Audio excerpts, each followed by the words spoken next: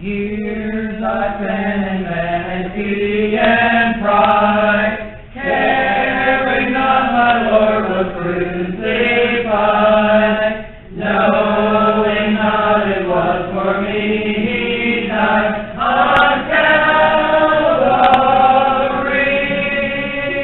Mercy there was great and grace was free. Pardon there was multiplied to me.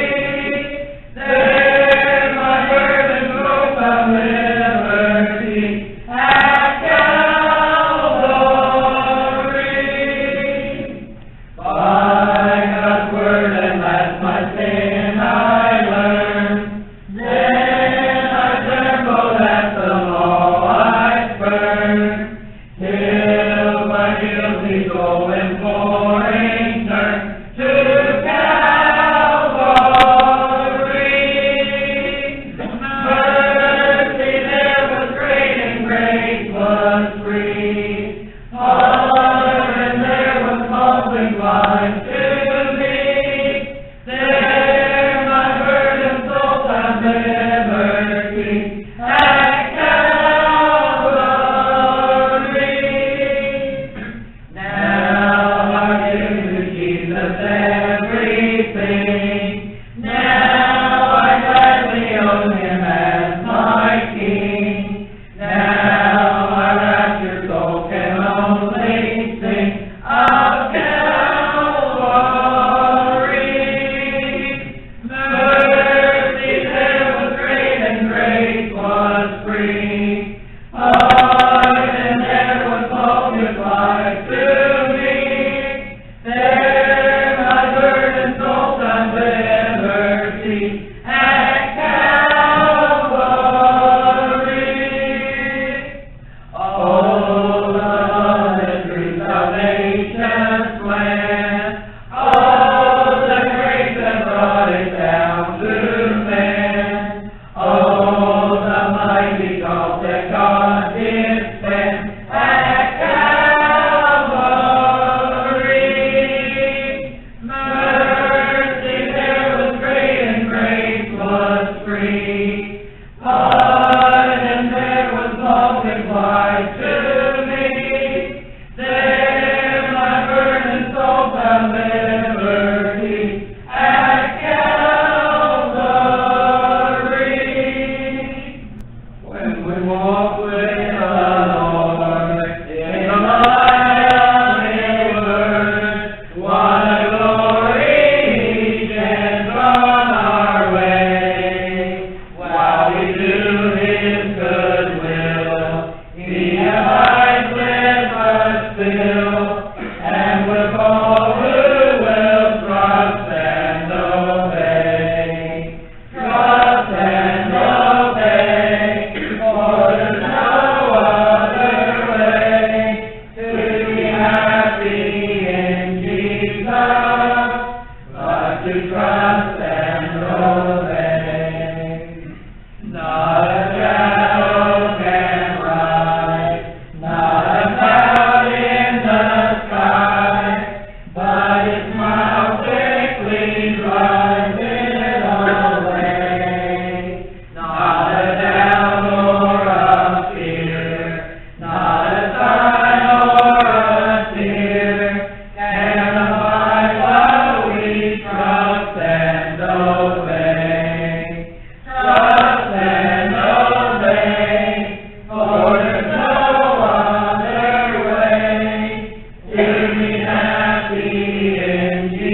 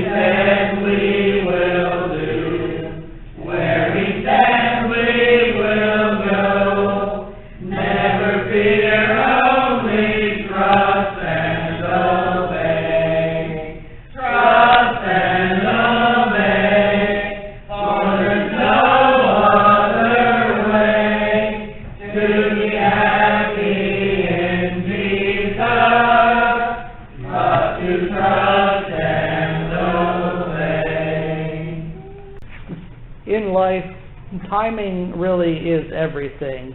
What's good today may not be so helpful tomorrow, because life is a fluid situation that keeps changing, and many times these things are beyond our control.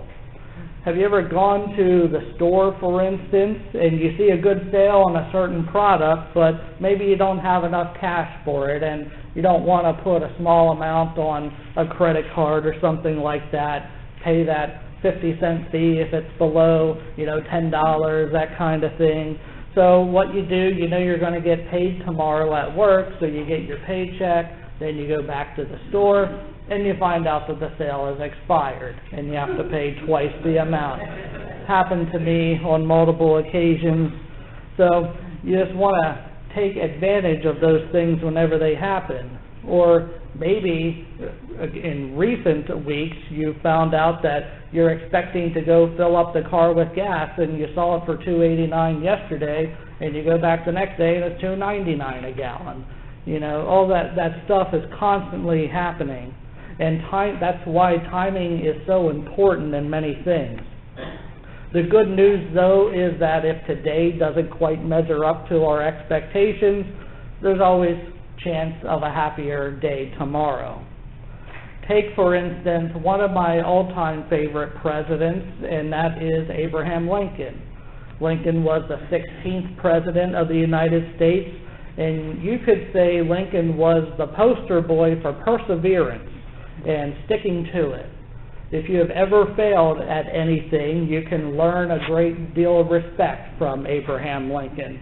I won't detail his entire career, but there are several significant events that do bear mention. First, he ran for public office at the ripe age of 23 years old. In that election, he lost his bid for a seat in the Illinois House of Representatives. He did bounce back a couple years later, ran for it again, and he won several terms in the Illinois House. Then fast forward to 1844, Lincoln then upped the ante this time, and he ran for a U.S. House seat.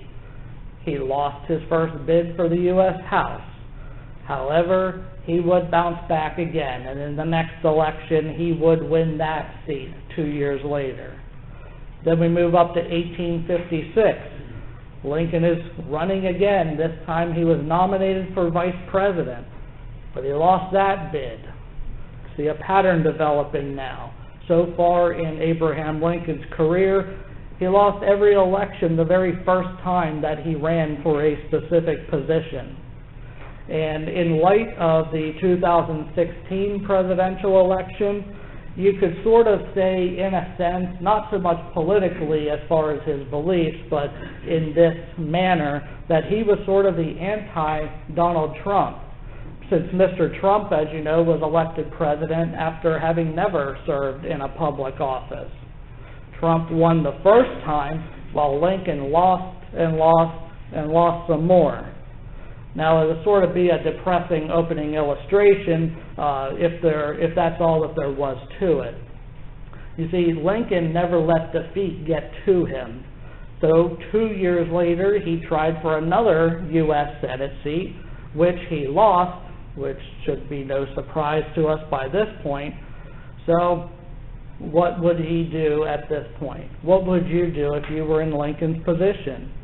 Well, would you pick another position, run for dog catcher or something like that? At least get your loss out of the way. That way you're pretty much assured of a win the next time around.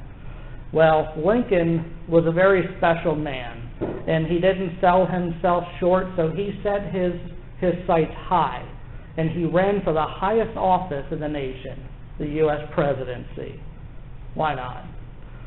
Well, the year was 1860, and if you remember back to your high school history, Lincoln would finally break the chain of losing his initial run at a specific seat by becoming the 16th president of the United States.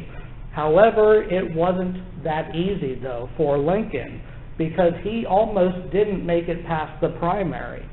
The Republican rules held, and they still do, that a candidate cannot win the party nomination unless they receive a certain number of votes. In other words, if you have 4 people and you won, you got more votes than anyone else, but if you didn't hit that magic number, you didn't get the nomination. What they do is they would go back to the polls and have people vote again. And they would keep doing that until a candidate receives a certain number.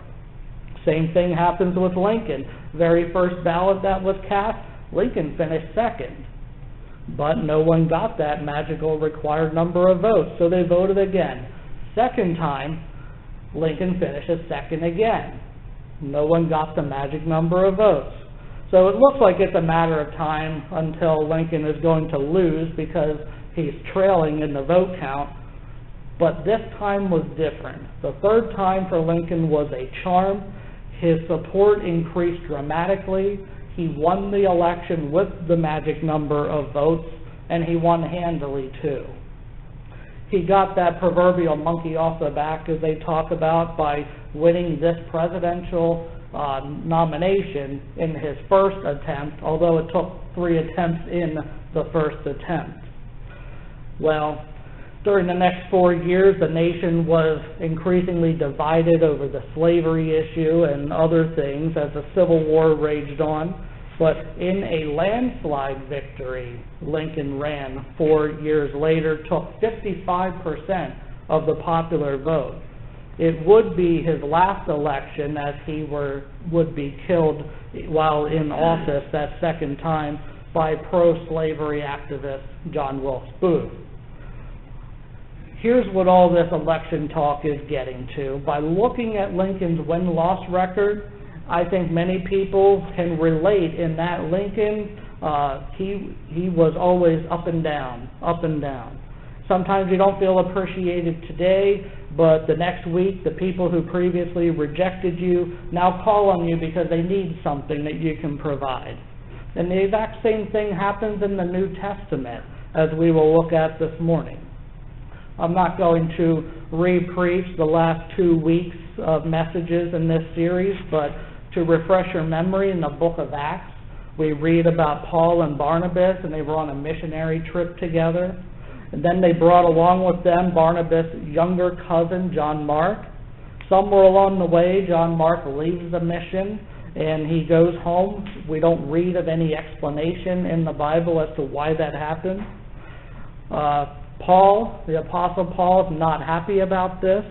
So the next time that there's an opportunity to bring someone along, Barnabas wants to give John Mark a second chance, but Paul refuses. Paul and Barnabas can't come to an agreement on this, so they go their separate ways. Barnabas travels with John Mark, while Paul selects Silas, and they go off together in a different direction. They are all serving the Lord, though, despite this disagreement. Through time, Paul's feelings towards John Mark softened, and we know that as Paul had a change of heart. After everything they had been through with John Mark deserting the mission, Paul's sharp disagreement with Barnabas, through the passage of time, as we know, as they say, time heals all wounds, we read in 2 brief passages some information that sort of fills in the gap for us. So the first one that we'll look at is one very brief verse, and you'll find it on page 835. If you want to flip there, it'll I'll pretty much be done with it by the time you would get there. But we're reading Colossians chapter 4, verse 10. And this is the final greetings, where when you're reading through the Bible, you're just reading these names and it doesn't mean much to you, and you wonder why this is included in the Bible. Well, we'll see how some of this is important. So in Colossians chapter 4, verse 10, the Apostle Paul writes, "My fellow prisoner Aristarchus sends you his greetings, as does Mark, the cousin of Barnabas. You have received instructions about him. If he comes to you, welcome him." Okay.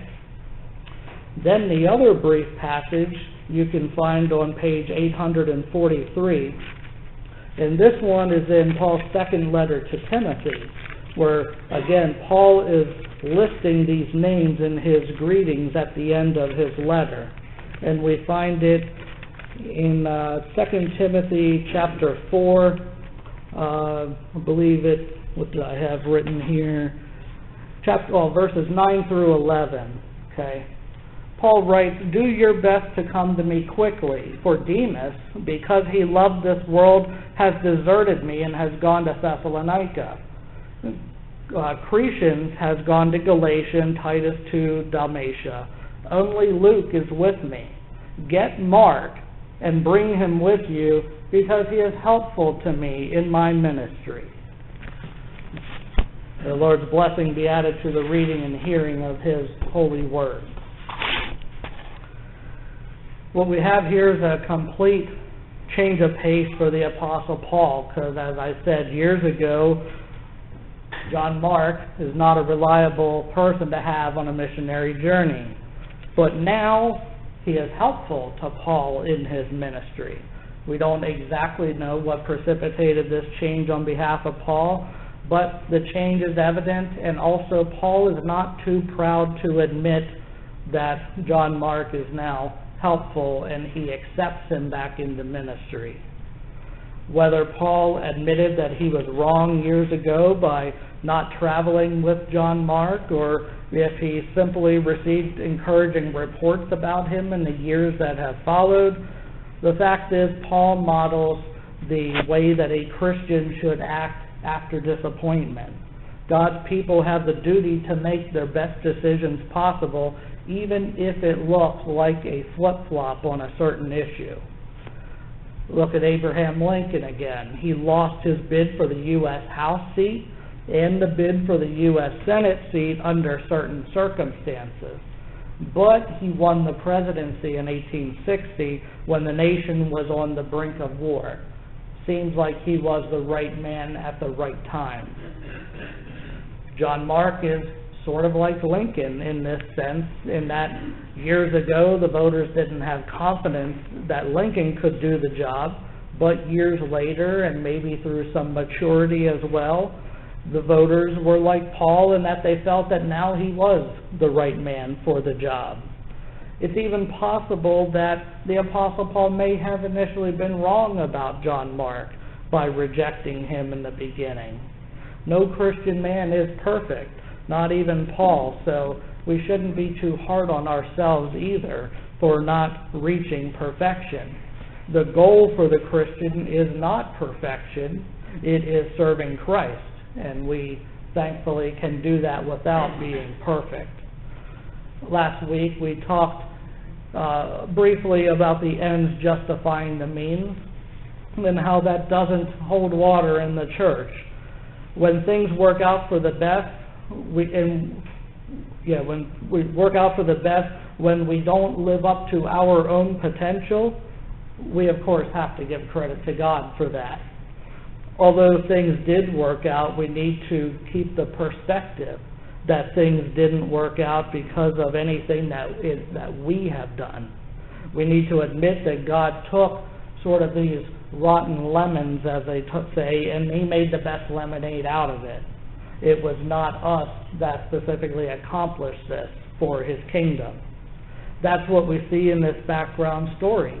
God took a sharp disagreement between Paul and Barnabas, and then He opened up ministry opportunities for Silas right next to Paul. Who knows where Silas would have ended up had that not happened. Silas had the opportunity present itself, and he took advantage of it.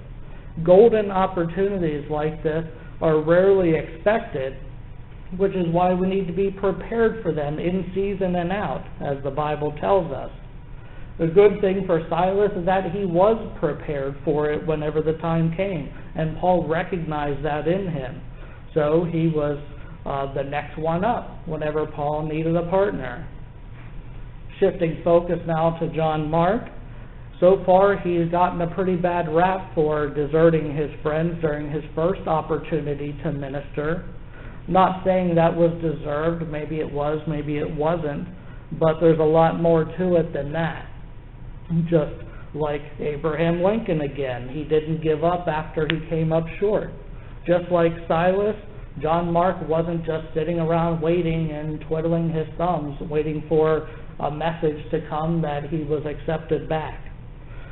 We don't know what happened in those years, but we do know that John Mark set to writing.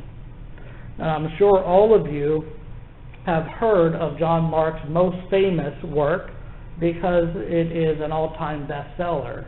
That's because it is included in your Bible. It is called the Gospel of Mark. The same John Mark wrote that Gospel. All 16 chapters were written by him in the years between these missionary journeys. So this gives us a little more perspective now. The Apostle Paul in 2 Timothy writes that all Scripture is God-breathed, meaning it comes by the inspiration of God. Therefore, it follows that after Mark arrived home, God had further plans for John Mark. They just weren't out on the missionary field. And of course, he penned one of our 4 gospel accounts. God could have had anyone else in the church do that, but it was in his sovereignty to have John Mark pen that gospel after he came up short in a big situation. It's important to realize that God, of course, didn't give up on John Mark just because he made a mistake. In the same way, God doesn't give up on any of his children either when he knows that we are still faithful. What did he do with John Mark? He gave him an even greater task, and that was just like Silas's situation. Shows us how God once again takes these lemons of life and makes lemonade out of them. Out of this sharp disagreement between 2 very godly men, God opened up several new ministry opportunities. Silas gets the opportunity to minister. John Mark gets the opportunity to write a gospel account. God covers more ground by spreading the gospel, by sending Barnabas and John Mark in one direction and sending Paul and Silas in the other. Imagine how useful now, Paul uses that word useful, John Mark is now traveling around with a gospel account that he can share with people. I want to go back to Abraham Lincoln another time here because he's a great example of how God can use one person in great ways despite their past failures. When we consider the adversity he went through, starting with his first election at age 23, God had a clear path for him and for the United States through this one man. Lincoln lived to be 56 years old, but the last 5 years of his life he gave to his country in the office of the presidency. A lot has been written about Abraham Lincoln, and honestly, I see a lot of revisionist history being written about Abraham Lincoln too, specifically in regards to his religious preference. We need to go back to Lincoln's own words to set the record straight and see what kind of faith this man had. In reference to the North and the South in the Civil War, Abraham Lincoln said these words in his second inaugural address, and I quote, "Each," meaning the North and the South, "looked for an easier triumph, and the result less fundamental and astounding. Both read the same Bible and pray to the same God, and each invokes his, God's, aid against the other. It may seem strange that any men should dare to ask a just God's assistance in wringing their bread from the sweat of the other men's faces, but let us judge not, that we be not judged." End quote. After all that Lincoln went through, the downs and the ups, and when you consider the climate under which he governed as president, we see in his words this strong faith that he still clung to. Quite honestly, that's the kind of man that I want in office, a man who is a believer in God and exercises his faith in that way. So we'll just recap where we have been. The second gospel was written after John Mark makes this immature decision to leave a missionary trip before its completion. Silas gets his opportunity along Paul. The people of Cyprus are then ministered to because of this choice. And after Barnabas separates from Paul, had Barnabas stayed with Paul, they would have traveled to Syria and Cilicia instead, and the people of Cyprus would not have been ministered to at all. Some 1,800 years later, God took another one of his servants, and President Abraham Lincoln, and gave him a persevering spirit to bounce back after every loss. They say you learn more from losing than you do from winning, and that was certainly the case with Abraham Lincoln. Lincoln was always the underdog, but he never gave up after any loss. It was all about timing for President Lincoln. If Lincoln gave up after any of his losses, if he let any of his failure get to him, then the United States would not be the same country that it is today.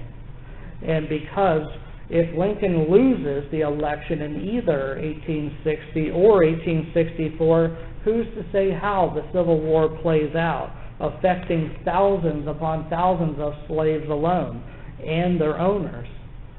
Also, if Lincoln loses, what happens to the Republican Party? That was not in a good shape either in 1860. So many things are riding on this one man that never won an election in his first chance before. Conventional wisdom tells us Lincoln was not the man for the job in 1860.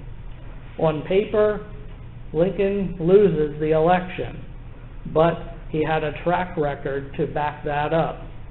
The good thing is elections are not played out in theory. We go to the polls and we vote for these individuals, and we see, even nowadays, we saw surprise results in the 2016 election.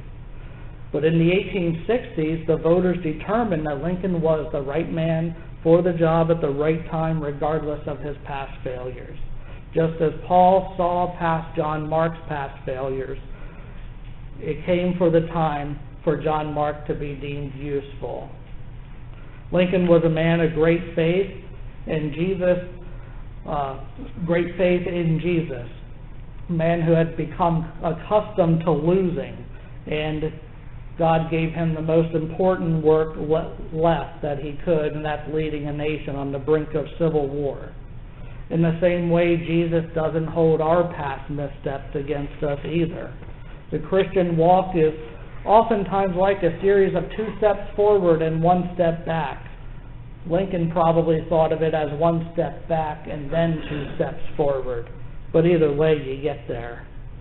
Whatever work Jesus has for you, you're not doing it alone either. Jesus doesn't commission people for work and then send them out on solo missions unprepared, because he is our co-pilot, accompanying us in all situations. I like stories with happy endings, and at least these chapters in the lives of these men have happy endings. So I want to leave you with this thought that what's great about the Bible is that we see ourselves in these characters on these pages. I think at one time we've each probably been where Mark was at, and he started a work and then he quit. But Mark reminds us that if we are a Christian believer, God won't give up on us. He can realign our lives and our ministries like he did with John Mark. Maybe at some times you identify with Paul, where in the past another Christian believer let you down in disappointment. And maybe you dismissed that person as unreliable. But Paul realized in time that God didn't dismiss Mark either. Paul embraced him then as a useful person on a missionary journey. If so, then wouldn't it be great to encourage another person in their Christian walk? And speaking of encouragement, maybe you identify with Barnabas at some point. He's sort of the forgotten man here, but he was so important to the early church, yet no books of the Bible bear his name, even though he was such an important part of the lives of both Paul and Mark. There's no shame in being a Barnabas, a person who quietly serves God behind the scenes, encourages people behind the scenes. You may be overlooked by men, but you're never overlooked by God. Continue to serve Him faithfully in the place that He called you at that time. Let's now bow our heads and go to the Lord in prayer. There shall be showers of blessing.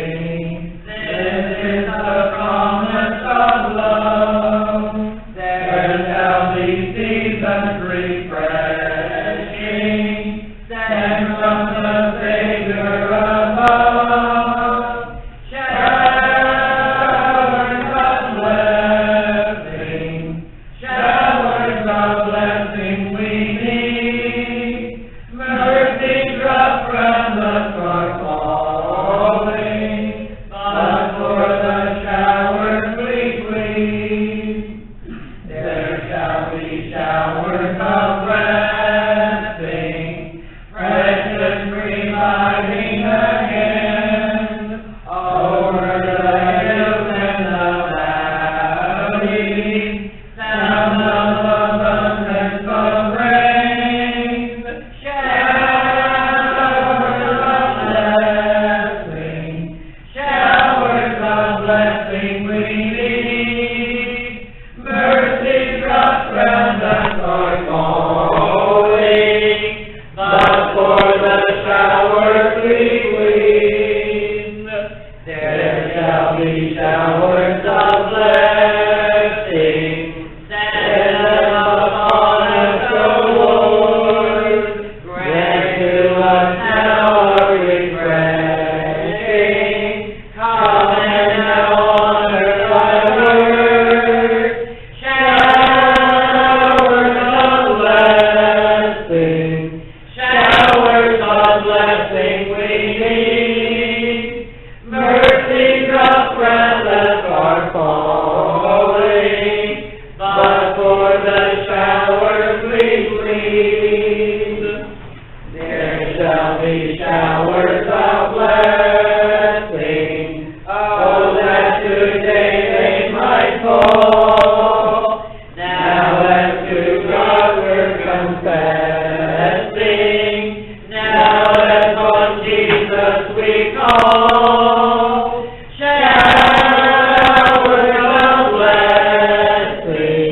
Showers of blessing we need.